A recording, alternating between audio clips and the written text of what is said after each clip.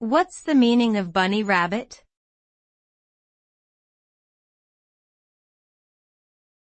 Bunny rabbit.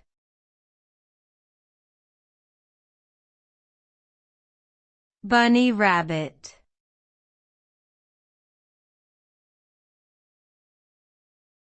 Bunny rabbit.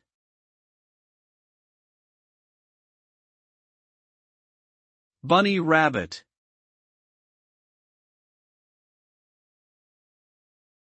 Bunny rabbit is a common term used to describe a small, cuddly mammal with long ears and a fluffy tail.